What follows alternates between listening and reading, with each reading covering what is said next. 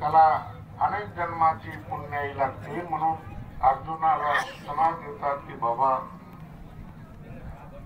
अशा महात्म्याची भेट होणं बहुनाम जन्मनाम अंते अनेक जन्माच्या शेवटी अशा लोकांची भेट होते. याच्यावर चिंतन ठेवण्यापूर्वी दोन गोष्टी सांगायच्या आहेत. हा चाललेला अखंड हरिण आपलं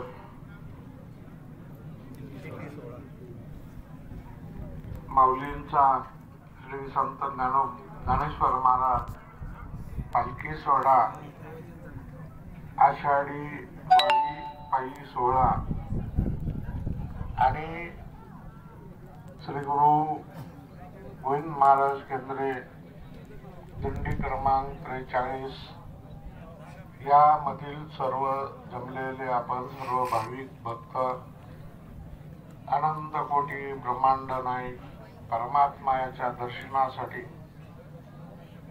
आणि त्याची आस धरून आपण ज्ञानोबारायांच्या बरोबर चाललेलो आहे.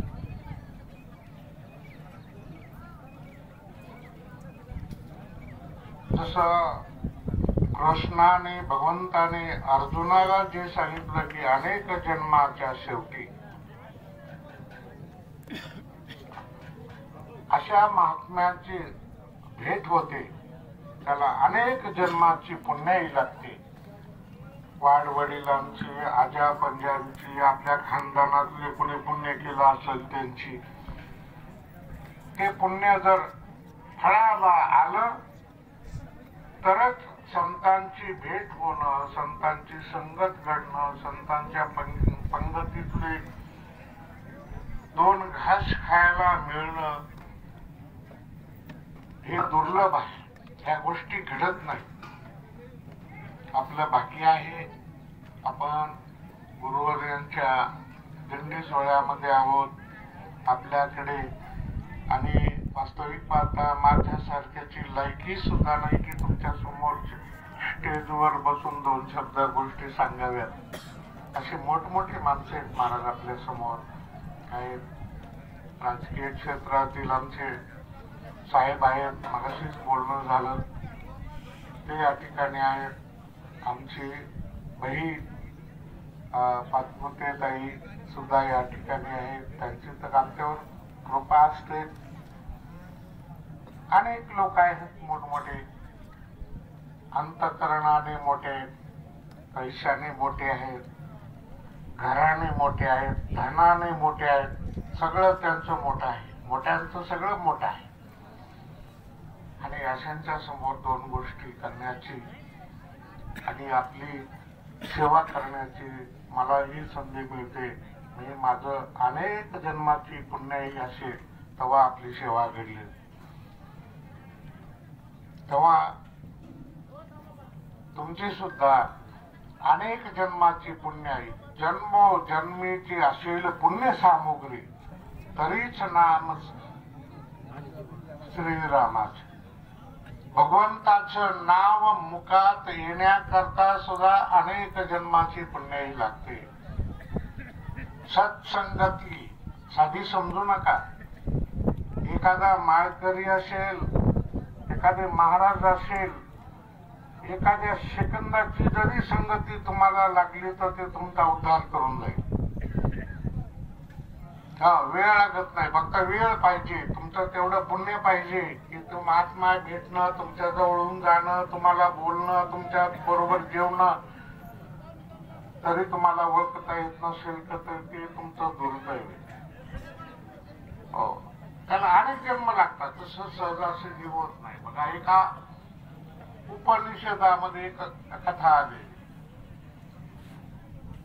नारद महर्षी भगवंताकडे गेले आणि भगवंताकडे गेल्यानंतर भगवंताला विचारतात की देवा, संत दर्शनाचा काय लाभ आहे, काय परिणाम आहे? संतांचं दर्शन, संतांची संगती, संतांचा लाभ झाला त्याचा परिणाम काय? भगवान, शेवटी भगवान ती म्हणले, नारदा तू मला काही सांगता येत नाही, तू मृत्यू लोकामध्ये जा. मृत्यू लोकामध्ये गेल्यानंतर आमच्या गावामध्ये जा आणि त्या गावात गेल्यानंतर गावाच्या बाहेर एक गटार आहे, गावातून वाहत आलेलं गटार आहे आणि त्या गटारीमध्ये एक किडा आहे. त्या किड्याला विचारतो संत संगतीचं महत्व काय. ठीक आहे. नारद महर्षी मृत्यू लोकामध्ये आले, त्या गावात गेले, त्या गटाराच्या कडेला गेले तर तो एक किडा होता ना, तो किडा तिथं होताच. आल्यानंतर नारद महर्षी म्हणतात की बा किड्या, संत संगतीचं महत्व काय. असं त्या किड्यानं ऐकल्याबरोबर त्या किड्यानं नारदाला पाहिलं आणि ते मरून मेलं. नारद इकडं तिकडं बघितलं, म्हणजे हे अवघडच झालं. परत गेले देवाकडे.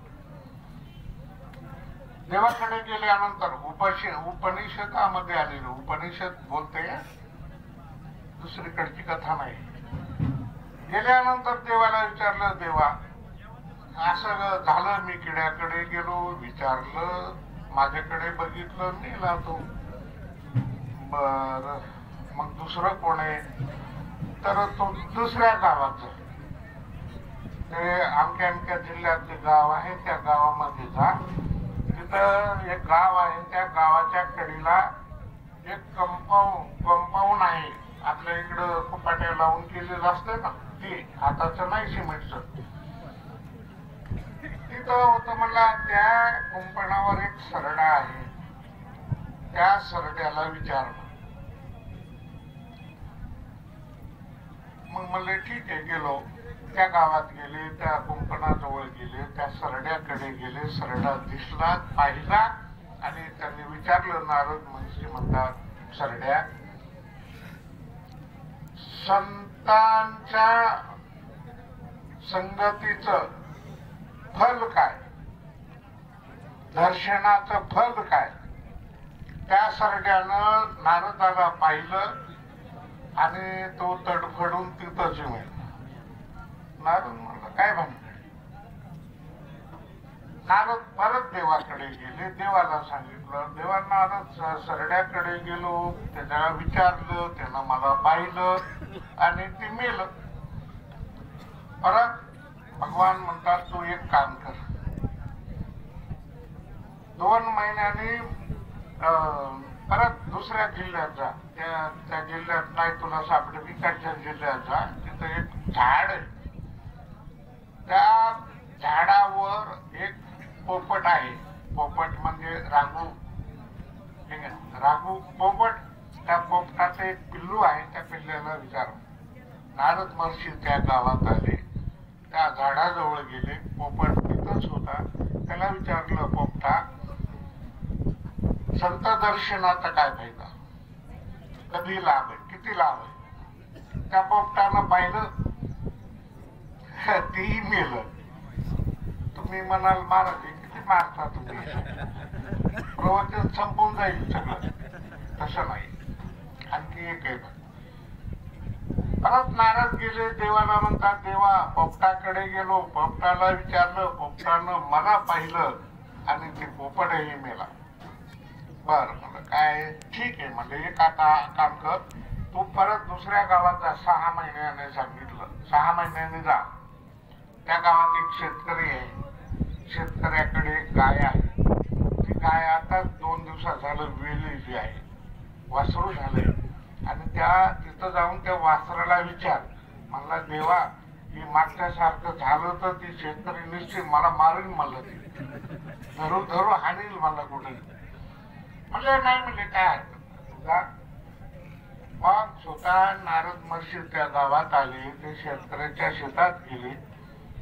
गाय एक होती सुंदर, त्या गाईला बछडा झाला होता, गाईला ते पेट होता.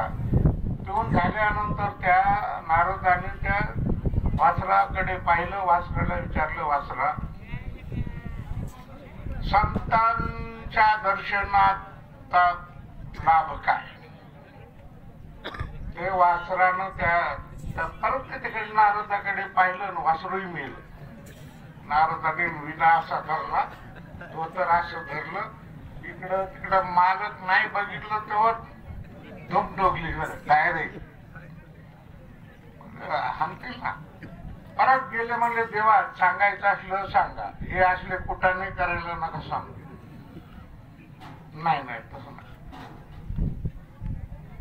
नका सांगू, तुम्ही तुमचं काही काळजी, तुम्हाला नाही सांगायचं नका सांगू ना, पण हे असले पाप करायला कशाला?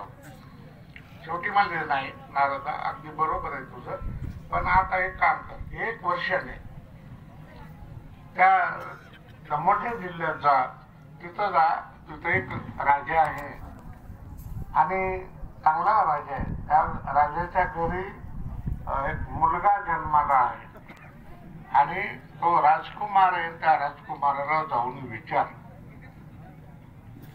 तेव्हा मला तुला साष्टांग नमस्कार घालतो, ही किडा सरड्या एक पक्षी ही वेगळे होते, आता राजा मला बाहेर येऊ देणार नाही ना.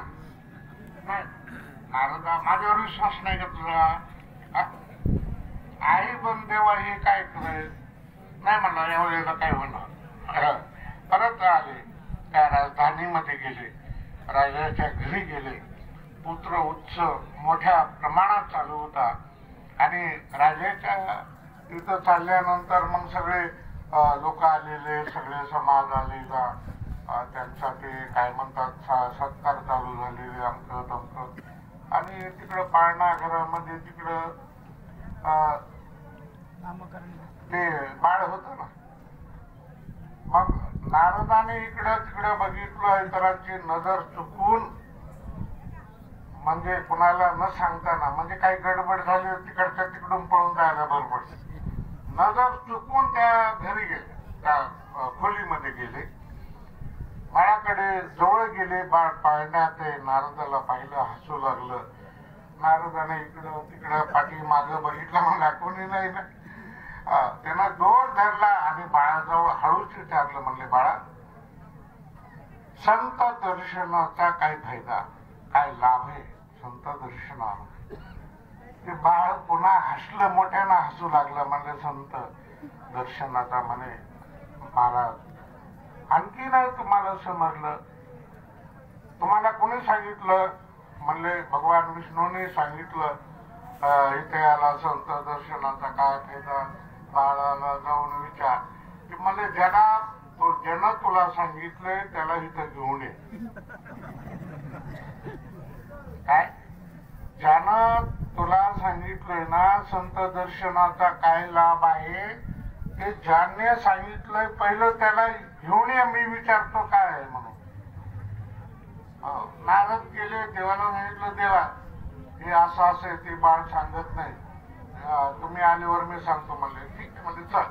देवाला घेऊन नारद महर्षी बाळाजवळ आले.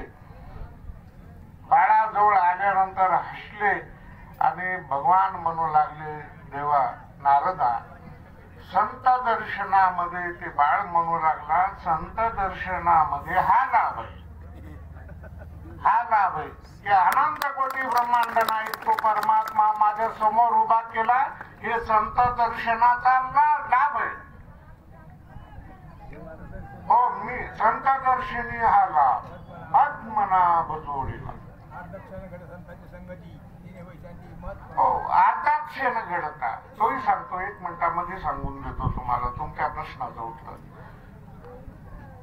तो बाळ म्हणला, नारद महर्षी पहिल्या जन्मात मी किडा होतो, दुसऱ्या जन्मात मी सरड्या झालो, तिसऱ्या जन्मात मी पोपट झालो, चौथ्या जन्मात वासरू झालो आणि 6वा जन्म मला घेता घेता 6 जन्म लागले. हे संत दर्शनाचं फळ. मला सांगा, तुम्ही ही अखंड वारी करताय, ही एका जन्मातली पुण्य नाही तुमची.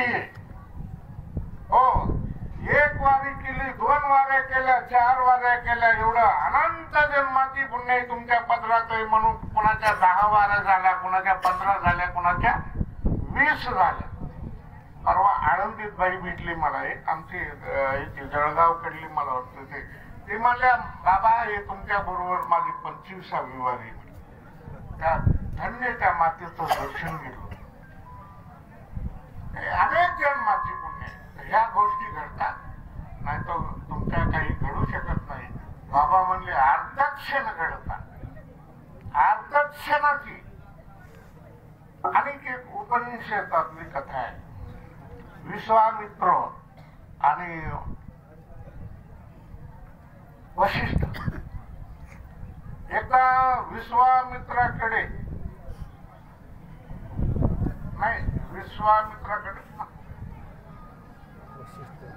गेल्या जेवायला आमंत्रण दिलं. आमंत्रण जेवायला दिल्यानंतर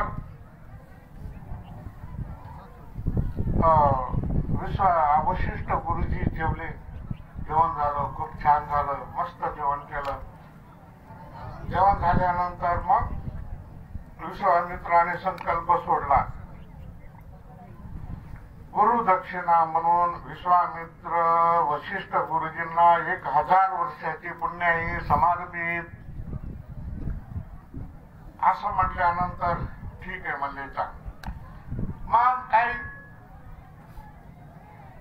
वशिष्ठ गुरुजींनी सांगितलं, विश्वामित्र बाबा, आमची परवा पूजा आहे आमच्या घरी, या जेवायला आमच्याकडे. आले विश्वामित्र. आल्यानंतर विश्वामित्र जेवले. आता वशिष्ठ गुरुजींच्याकडे तर कामधेनू होती नंदिनी, तिथं काय कमी. जेवण वगैरे झाले, सुंदर झाल्यानंतर मग वशिष्ठ गुरुजींनी विश्वामित्राला संकल्प सोडला की विश्वामित्र गुरुजींना अर्धक्षण सत्संगतीची पुण्याई समर्पित. अर्ध्या पुण्य, अर्ध्या सेकंदाची, अर्ध्या मिनिटाची समजा. विश्वामित्राला राग आला, पुन्हा तिथून त्याचं वैर सुरू झालं. हे बामन आहे, हे बामन आहे, ती ब्रह्म ऋषी, हा राजर्षी वगैरे त्यांचं झालं. पुन्हा इथे नंदिनी चोरून न्यायचं ठरलं. पुढची कथा जाऊ द्या, एवढं घ्यायचं आपल्याला. अर्धक्षण, अहो ते अर्धक्षण तर एवढं झालं ते जाऊ द्या. त्या वासुदेवामध्ये काय म्हटलेलं आहे, आला शीतळ शांतीचा वारा, तेने सुख झाले. जो संत, जो महात्मा, जो साधू, जो वारकरी समोरून गेला आणि त्याच्या अंगावरून वार जर आले तर त्या माणसाचं समाधान कर. आज तुम्ही दिंडीमध्ये जाता, किती वारकरी आहेत न जाणो, 1000 पकडा ना, 800 900 900. काही सगळेच संत आहेत असं नाही, सगळेच वारकरीत असे नाही. काही बिगर मारकरी, काही मारकरी, काहीच नाही.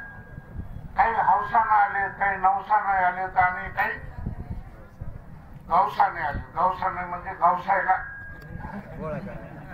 हा, ज्याची संधी सापडत त्याचं गवसायचं, मग चोरी करायची. हो, त्याचा कुणाला खिसा मारायचा, कुणाची वळकटी पाडवायची, कुणाचा मोबाईल पाडवायचा.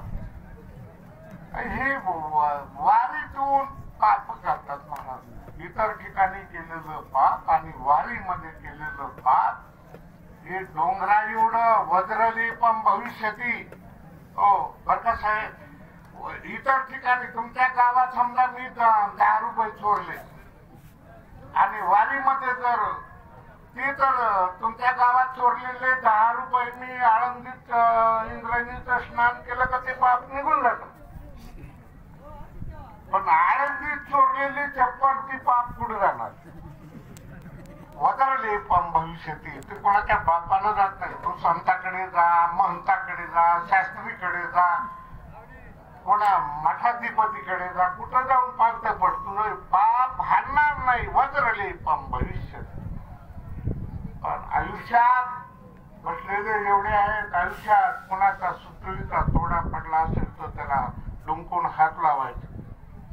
झोपायची वेळ आली, पाणी पिऊन झोपा, पण कुठल्याही प्रकारचा आपल्याकडून अकृत्य घडेल अशी कुठलीही क्रिया करू नका, जेणेकरून पुढच्या जन्माला आमंत्रण देणाऱ्या ह्या क्रिया तिथून त्यांच्यापासून लांब राहील.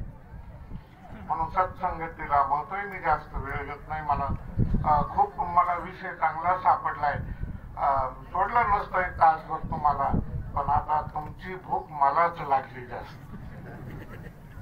मला जेवढी कालची एकादशी आहे, काहींना फराळाचं वेळेवर मिळालं नाही, आपल्याला मध्ये जागाच भेटत नाही, म्हणून ती व्यवस्था बी करता येत नाही. जसं जमेल तसं करण्याचा प्रयत्न केलाय. कोणी वाटाने थकले, कोणाचे पाय दुखले, कोणी चुकले, काय होते बरेच रोज. मला 100-200 फोन आले, आम्ही इथं हरवलो होतो. आज सकाळी एक बाई आणली, 10 वाजता जाऊन आणली, आमच्या मुरबीची महिला आहे. पण शक्यतो अशा गोष्टी घडू नये.